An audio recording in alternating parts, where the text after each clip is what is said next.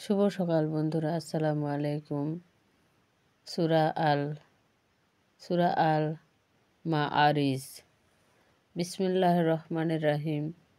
আপনারা সকাল সন্ধ্যা কোরআন শরীফ পাঠ করেন, আল্লাহ খুশি হবেন। যদিও না পারেন, এক রুকু করে পড়েন প্রতিদিন। আপনারা তো ঘরের কাজে সময় দেন, কিন্তু কোরআন শরীফ পাঠ করার সময় আপনারা সময় দেন না। চেষ্টা করেন, তবুও আল্লাহ খুশি হবে। যদিও না পারেন, তবুও শোনেন।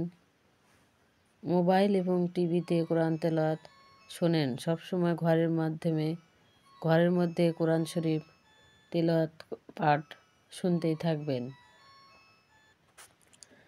এক ব্যক্তি চাইলে সে আযাব যা অবশ্যই সংঘটিত হবে।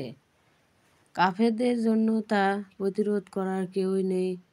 যে শাস্তি আল্লাহর নিকট হতে, যিনি আসমানে ওঠার সিঁড়িগুলোর মালিক। ফেরেশতা এবং রূহ অর্থাৎ জিবরাইল আল্লাহর দিকে আরোহণ করে এমন একদিনে, যার পরিণাম ৫০,০০০ বছর। সুতরাং হে নবী, ধৈর্য ধরো, সুন্দর সূচনামূলক ধৈর্য।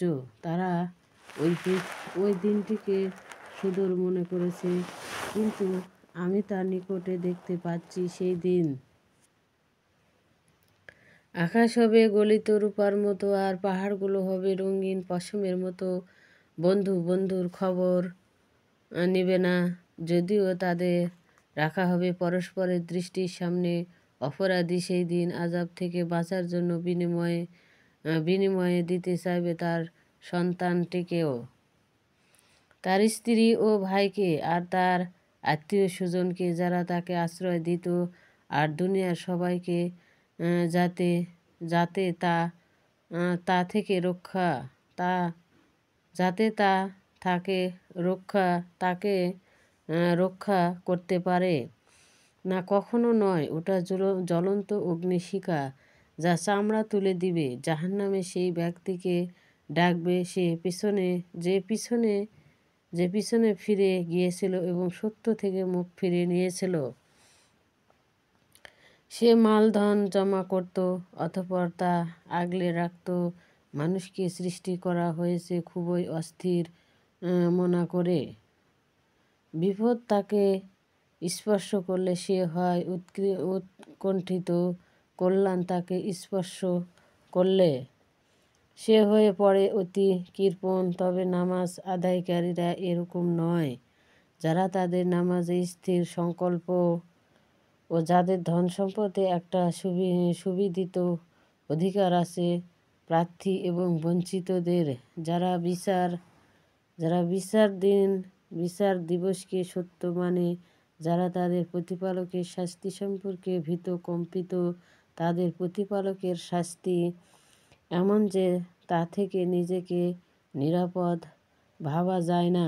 যারা নিজেদের লজ্জাস্থান সংরক্ষণ করে, তাদের স্ত্রী অথবা অধিকারভুক্ত দাসী ছাড়া, কেননা তাতে তারা তিরস্কৃত হবে না। তবে এর বাহিরে যারা অন্য কাউকে কামনা করবে, তারাই সীমা লঙ্ঘনকারী, যারা তাদের আমানত ও ওয়াদা রক্ষা করে, যারা তাদের সাক্ষ্যদানে সত্যতার উপর সুপ্রতিষ্ঠিত, যারা তাদের নামাজে যত্নবান, তারাই হবে জান্নাতে সম্মানিত। কাফিরদের কি হলো যে তারা তোমার দিকে ছুটে আসছে, তোমার কোরআন পাঠ শুনে তোমাকে ঠাট্টা বিদ্রূপ করার জন্য।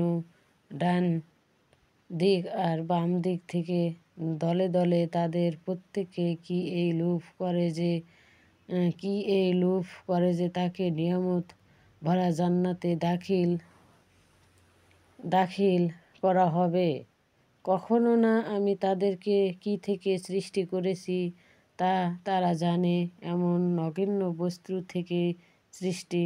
মানুষ কেবল মানুষ হয়ে জন্ম নেওয়ার কারণে জান্নাতে চলে যাবে, এরকম লোভ করায় বড়ই অবিবেচনা প্রস্তুত ব্যাপার। আমি শপথ করছি উদয়স্থানসমূহের ও অস্তাচলসমূহে রবের আমি অবশ্যই সক্ষম তাদের পরিবর্তে তাদের চেয়ে উৎকৃষ্ট মানুষ বানাতে। আমাকে পরাস্ত করবে এমন কেউ নেই। কাজেই তাদেরকে অনর্থক কথাবার্তা ও খেল তামাশায় মত্ত থাকতে দাও যতক্ষণ না তারা তাদের সেই দিনের সাক্ষাৎ লাভ করে যে দিনের ওয়াদা তাদেরকে দেওয়া হয়েছিল। যেই দিন তারা কবর থেকে বের হবে দ্রুততার সাথে, যেন তারা কোনো লক্ষ্যস্থলের দিকে ছুটে চলেছে। তাদের দৃষ্টি হবে অবনমিত, লাঞ্ছনা তাদেরকে আচ্ছন্ন করবে। এটাই হলো সেই দিন যার ওয়াদা তাদেরকে দেওয়া হচ্ছিল। আসসালামু আলাইকুম। ভিডিও যদি ভালো লাগে অবশ্যই লাইক এবং সাবস্ক্রাইব করবেন।